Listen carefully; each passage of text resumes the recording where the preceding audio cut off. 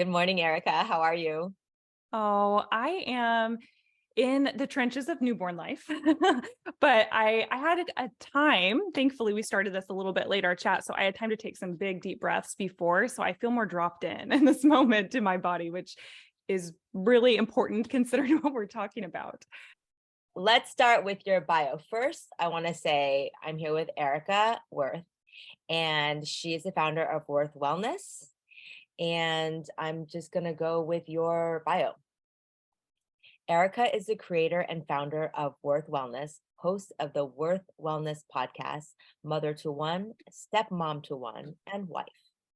After embarking on her own health reclamation adventure, after years of chronic illness, mental health crisis, and burnout, she decided it was time to take healing into her own and get to know her body as brilliant, not broken. All the dis-ease physically and mentally was her body's way of saying, no more putting me last. No more overriding my message in favor of pleasing others. Now she supports women in meeting their own healing magic for the first time or afresh by creating a daily rhythm, way of life that honors their body's natural design for thriving. That's really beautiful. Mm. And especially because it's so true, right? We do put our bodies last. And we do refer, again, it's that whole mechanistic thing. We refer to our bodies, and the babies as something mechanistic and as something going wrong. How do we fix it? How do we fix it? And how do we fix it on that like band-aid level, the surface level, as opposed to going deeper? Absolutely. And one thing I think is interesting is even in the natural space, which a lot of the people in my community are more holistically minded. Even in that space, we can apply the same kind of mechanicalistic approach to healing. And that's what was really surprising to me when I actually first found a naturopathic doctor because my husband had chronic back pain and he was kind of at his wit's end and didn't want to do surgery. So we found someone local here in Portland where we live. And I was like, okay, I have problems too. I want to see the doctor because I wasn't sleeping. I had chronic gut issues. I was just kind of a mess, a hot mess. And I really thought he was going to give me a supplement to cure my specific symptom and I'd be on my way. And I really quickly realized that's not how it works. And while I think having some of nature's tools to heal, like herbs and those sorts of things, or even just having access to I was super low in ferritin, which is your iron storing. It's an iron storing enzyme. I'm not sure exactly how you describe it, but anyways, my naturopathic doctor was looking at my numbers and he's like, I don't even know how you're getting out of bed every day in the morning. I was like, yeah, I don't know either. I feel so dead. So I was able to get some IVs and just to get kind of juiced up again. But the reality was, how did I get there? And realizing that even when I show up, at these appointments, there's some reason why I'm still not getting better, because in theory, you shouldn't have to be treated for the rest of your life. That's something about this isn't right. And he actually, in my first appointment, asked me about emotions. When I was telling him about all my digestive symptoms, he asked me, do you have emotions that you've locked away in dark rooms and you won't open those doors?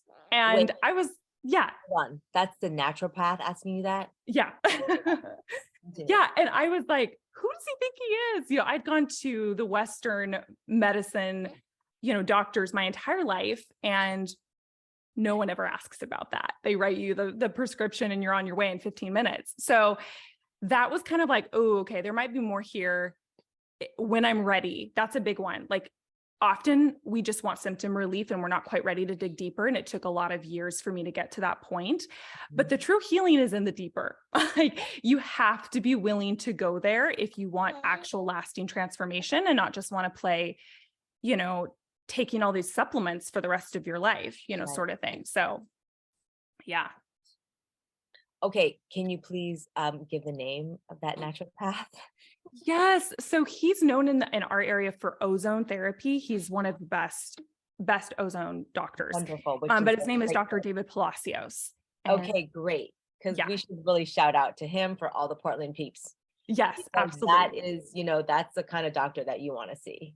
Yes, he's has been so good to our family for lots of, over the years of lots of different things. Even when I was pregnant and got a tick bite and did not want to go with antibiotics, he did ozone therapy for me to clear the tick stuff before that got bad. So anyways, yeah, he can do a lot of things, and he's such a deep healer in lots of ways. So That is awesome. Now, do you want to share with us a little bit about your journey to wholeness?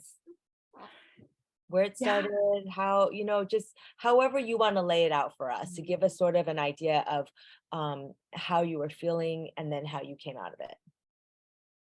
yeah. So I always usually start the story. I used to start the story at 14 when I noticed that my home environment just felt icky and was chaotic. And my way of coping was with disordered eating behaviors and excessive exercise to just kind of get lost instead of, just to numb the pain that I was feeling. And when that for a while worked until I started, I got treatment for my disordered eating stuff, but I never, it's like, okay, a teenager doesn't want to starve herself. She doesn't want to feel hungry all the time. Like there's something beneath that. And people in my life at the time were very concerned, rightfully so, but really focused on that I would gain weight, that I would get my period back, that all these external markers of health, according to the Western model, so it only goes so deep, were met. And no one was asking me, well, why the pain? Why do you feel like this is, what you have to do in order to be okay?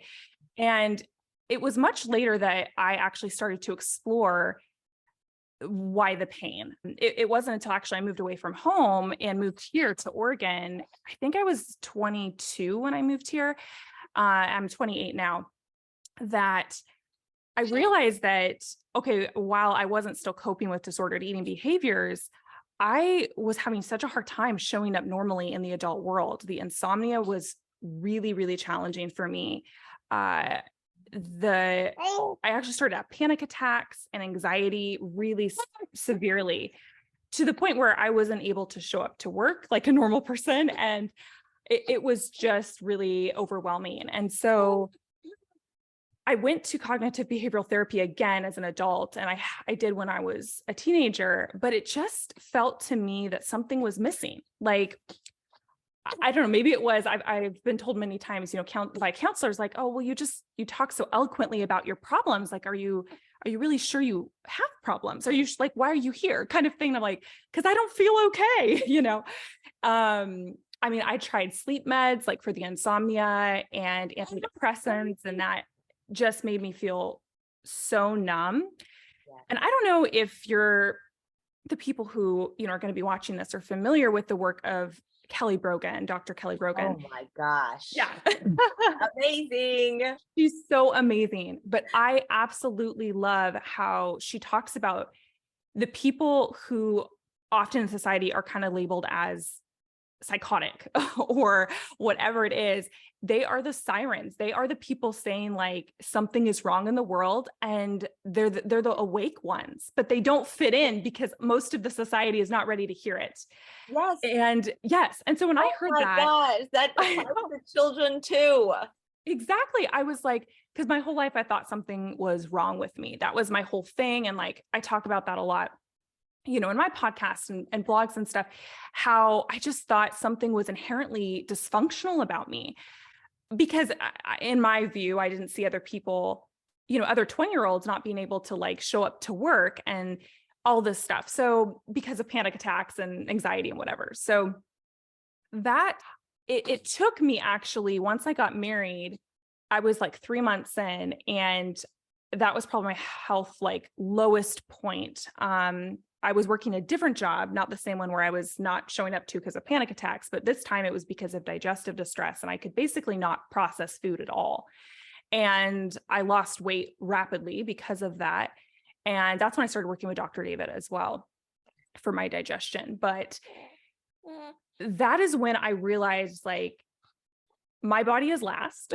I have put everything else ahead of my own body and have completely, like, just made a habit of overriding its signals to where it's just saying, like, enough, I can't keep going like this anymore. We're done. We're sitting back. I like to say the beginning of my relationship with my now husband was really rocky in that I thought I had to be this hero stepmom and swoop in and save the single dad and his child who he had full custody of, and was very codependent in a lot of ways, which really affects your health. Let me just say that.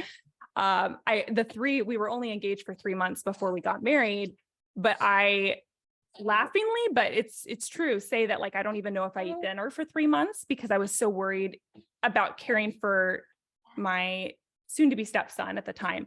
I don't even remember eating dinner for like 3 months. So I was like, yeah, it was bad. It was really bad. So at that point, 3 months into my marriage, I just realized, like, something has to change really dramatically. And what kept coming up for me was just saying yes to everything and everyone and no to myself, and that was going to destroy my body, and it had destroyed my body. So I had to come to terms with that and start to do the deeper work of, why do I feel like I have to be needed? I have to be, the person saving everybody around me. Why do I derive so much meaning from being useful?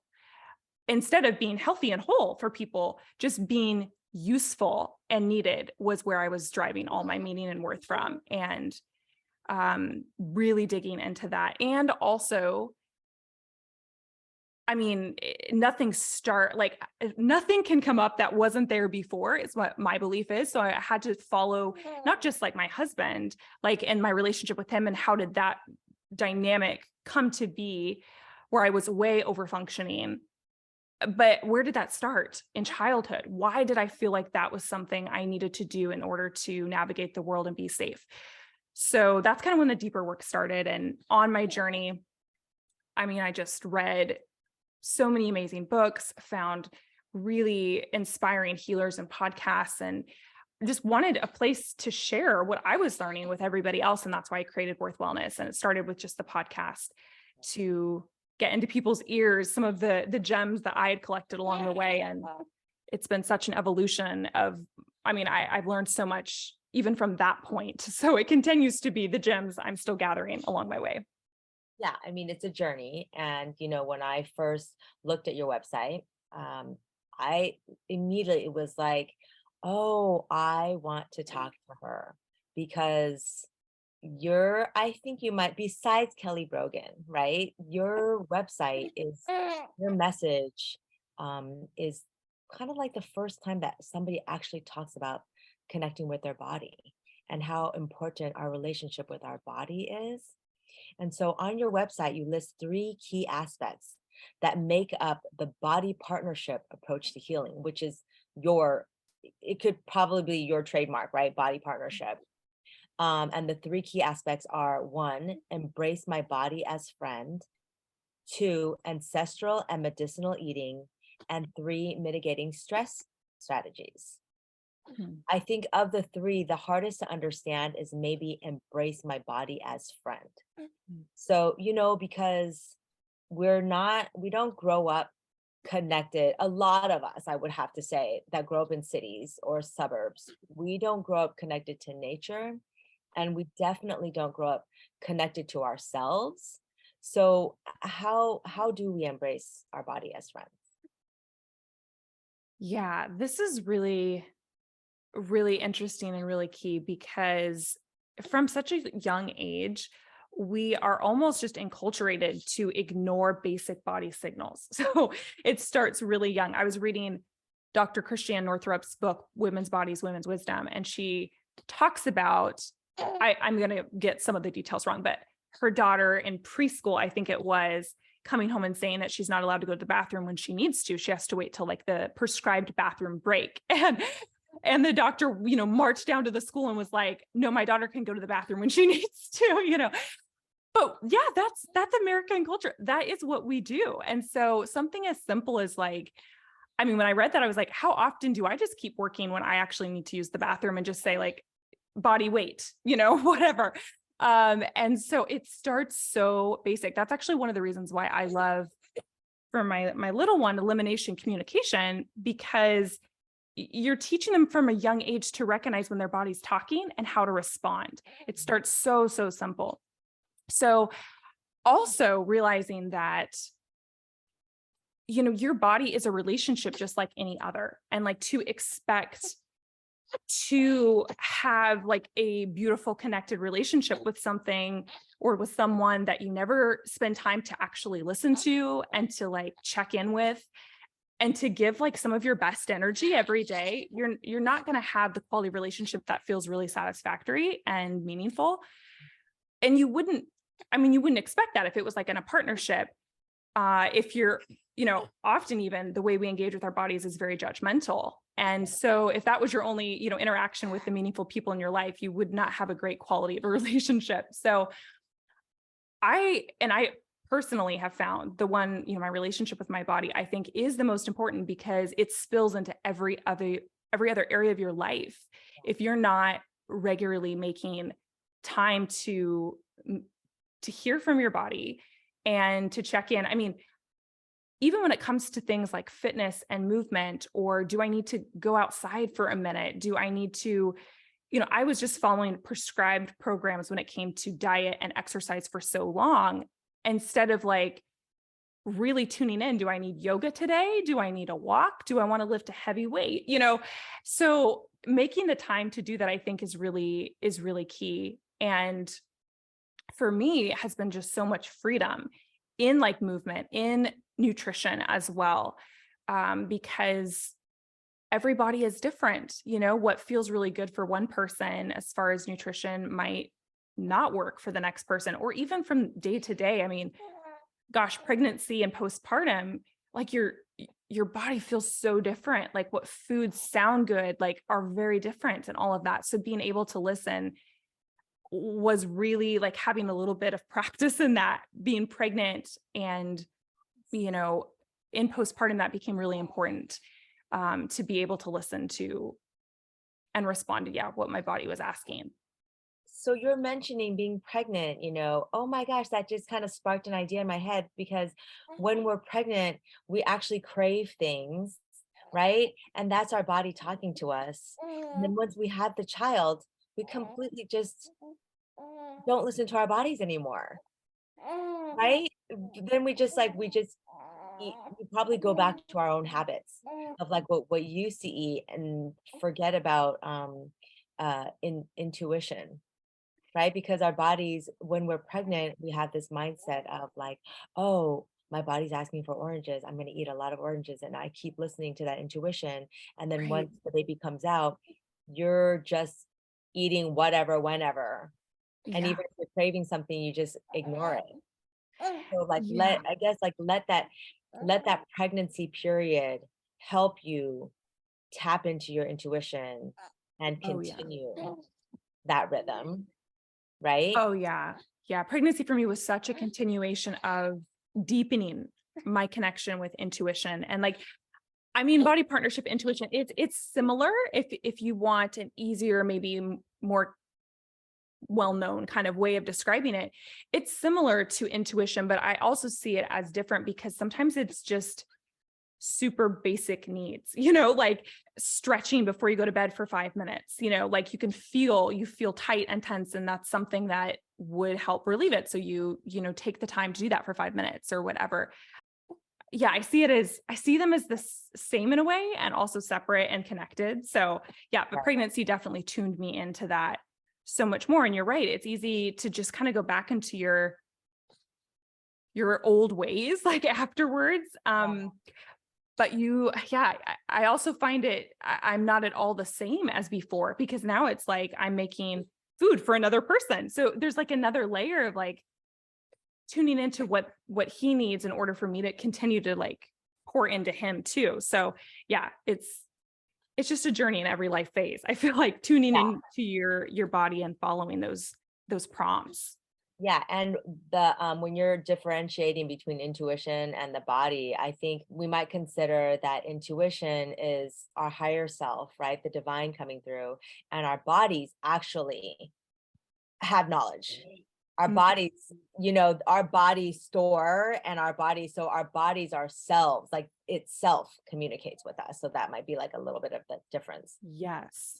That's a beautiful way to put it. Yeah, that And resonates. for somebody who is, I don't know if you're comfortable sharing this, but for somebody who, let's say, has never connected, doesn't really do yoga, doesn't know much about meditation, and just eats whatever, what would you recommend as a first step to embrace their body and connect?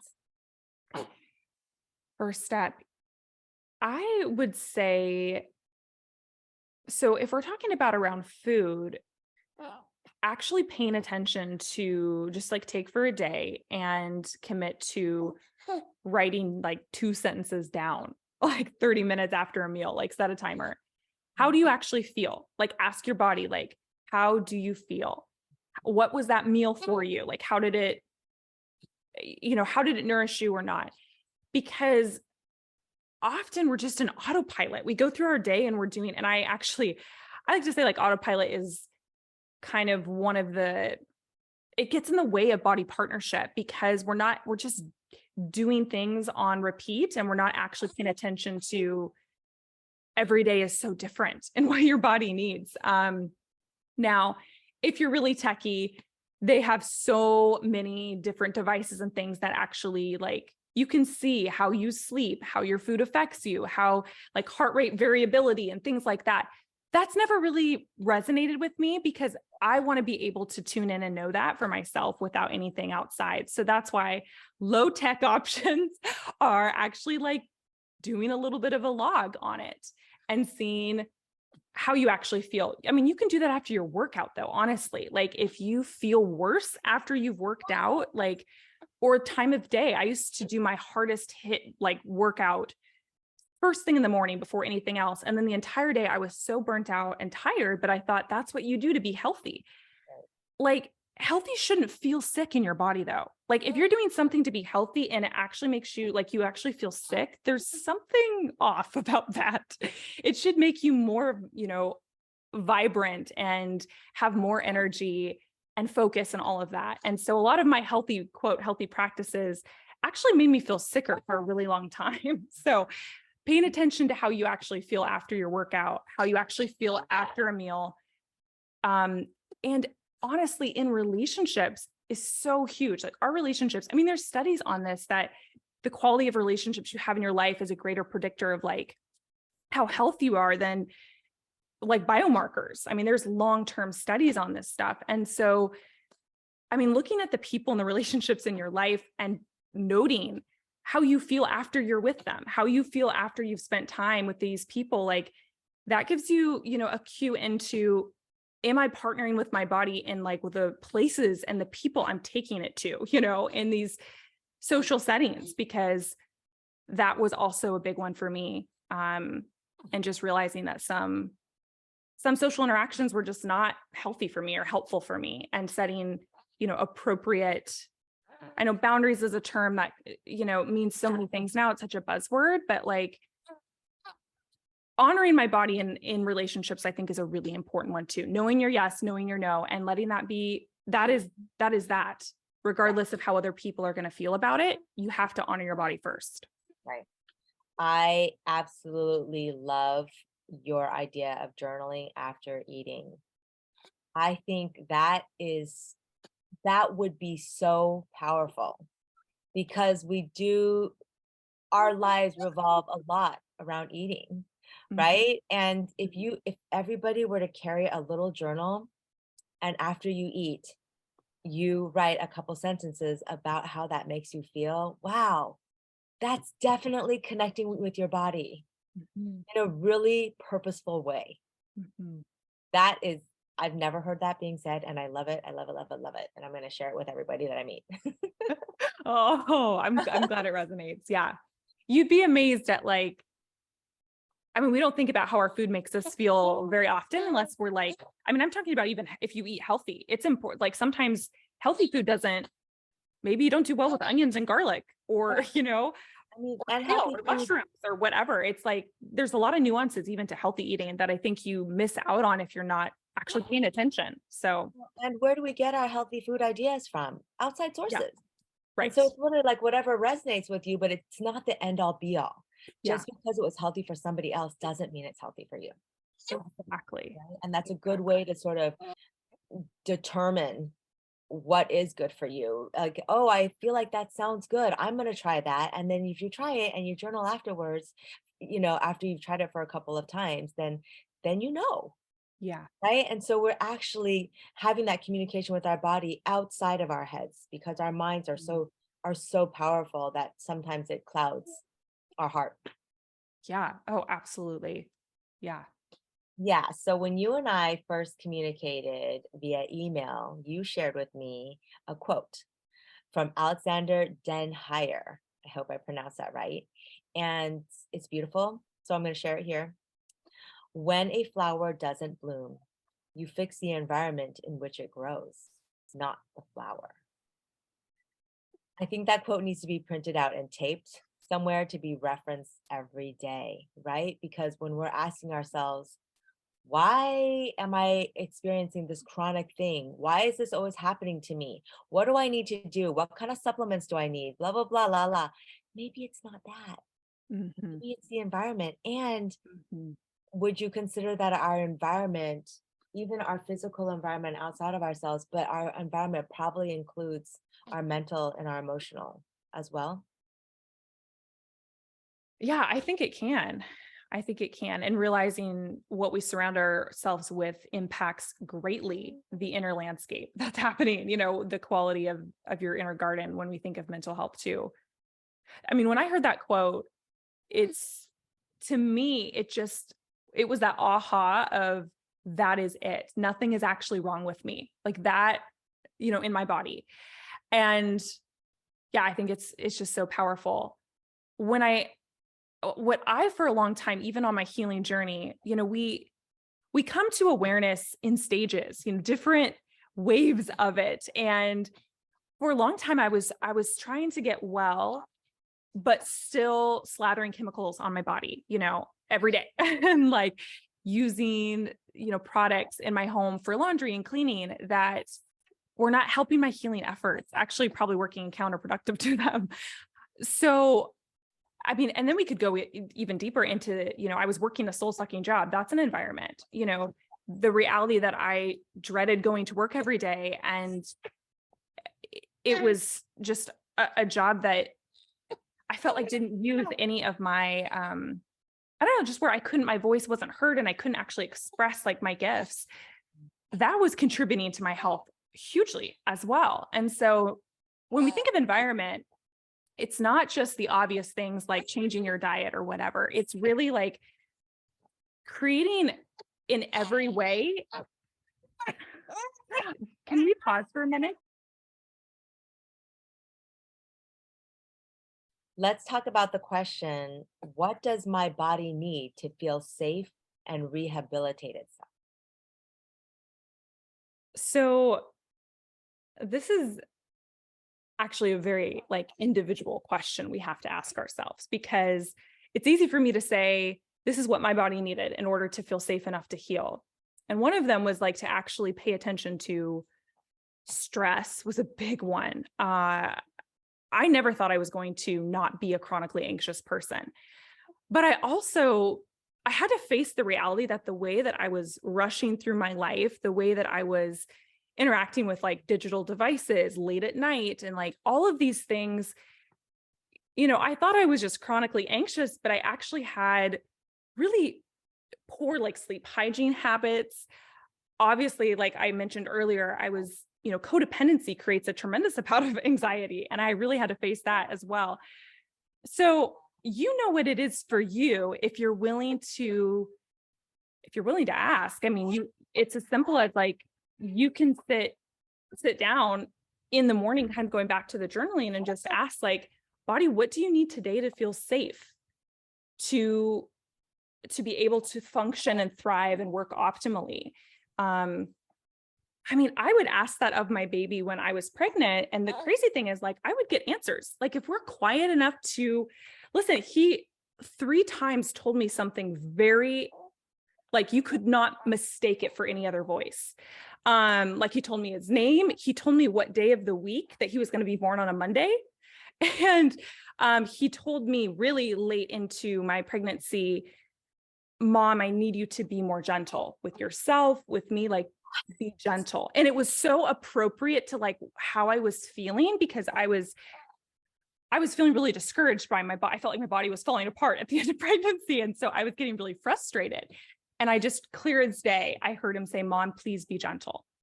And so, like, if you're willing to listen and you actually believe your body will talk to you, it will. You'll hear it. So I can, I can tell you what I did, but the answer really to that question is, like, have you asked your body what it needs to rehabilitate itself? And be prepared. It could say you need to walk out of a relationship. Like, are you ready to hear that? Oh, and his little body is saying, I'm done. yeah, his body's saying I'm done. But anyways, yeah, I hope that's a helpful little bit of that. Helpful. And then do you dive into more of that in a podcast of your own, where you talk about, Yes. okay, your body communicating with you and him communicating with you during pregnancy? So they can go on your website, worthwellness.org, Yeah. for your podcast, linking to your podcast. Yes. And also I want to share that on your website, if people want to, the landing page you're able to get a body manifesto that she shares. So you're able to download that, and also a list of cleaning up your environment. Yeah. So that's super helpful too. And you can download that. Yes. Yeah. The body partnership manifesto came like when we hit 2020 and the world went mad. I kind of was like, wait a minute. Like, what? Wait a minute. So that was, yeah. And the others was just like my labors of love to help people find all in one place, something that's just easier to dissect when it comes to toxins and like cleaning up your environment. So yeah. Yeah. So everybody jump over to her website. Okay. So I think Everest is done and we're going to respect his wishes. Is there anything else you want to add before we finish this interview? Oh, just thank you, Belinda. I love what you're doing and how you're making available wisdom for so many people on their process of getting to know themselves and to transformation. And I appreciate the opportunity to get to chat with you. And thank you for bearing with me and me and Everest. Thank you. And thank you so much for all that you're doing. And I'm looking forward to diving into a lot more of your podcasts. Thank you, Belinda. Have a great day. Bye, both of you. Bye. You too.